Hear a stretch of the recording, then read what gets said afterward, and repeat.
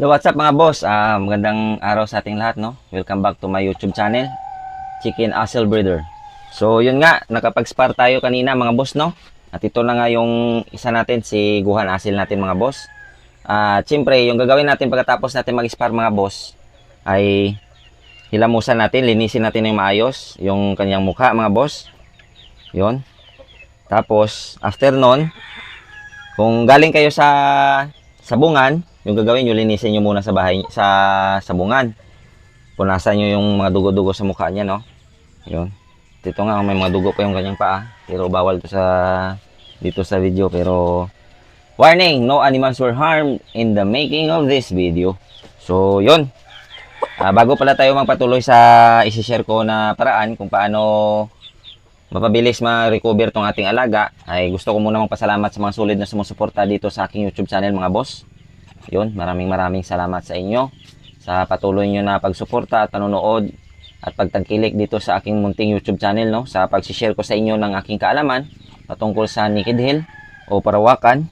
At sana ay nakatulong din ako sa inyo, no? Sa lalong-lalo na sa mga baguhan dito sa larangan ng Naked Hill.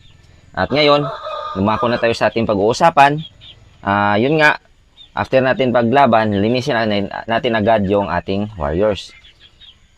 Tanggalin natin yung mga dugo-dugo sa mukha niya, and then yun, malinis na siya, di ba? Ngayon, yung gagawin natin dito mga boss ay meron ako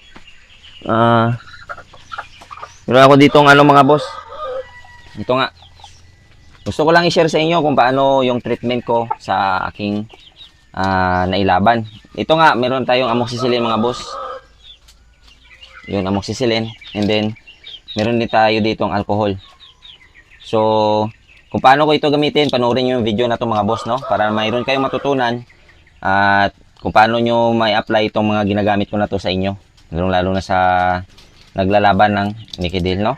So, ngayon, dahil tapos na tayong maglinis ng mukha ng ating alaga, and then, yun pala, baka makalimutan ko, kung mayroon kayong balahibo ng manok, ilagay nyo sa kanyang bunganga, then paikot-ikutin nyo para matanggal yung mga plema doon sa loob.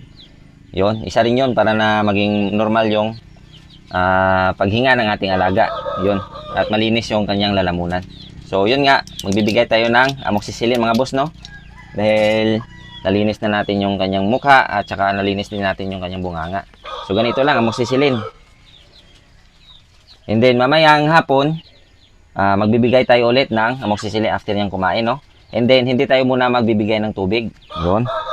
At ayan yung mga boss, araw-arawin ko itong i-video kung paano ko parikoberin tong ating alaga para na magiging guide na naman ito ulit sa inyo, lalong-lalo na sa baguhan dito sa larangan ng Naked Hill. Ngayon, meron tayong alcohol.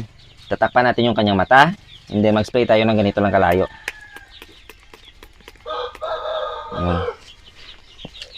Ganun lang mga boss, ha. Pangit nga pala yung sprayer ko kasi hindi siya buhaghag magtapon, pero ito sana dapat. So, ganun lang mga boss. At yun nga, nilagyan na natin ng alcohol yung kanyang mukha, no? Make sure lang natin na hindi talaga matamaan yung kanyang mata kasi baka mapano pa yung kanyang mata, no mga boss. So, yun lang.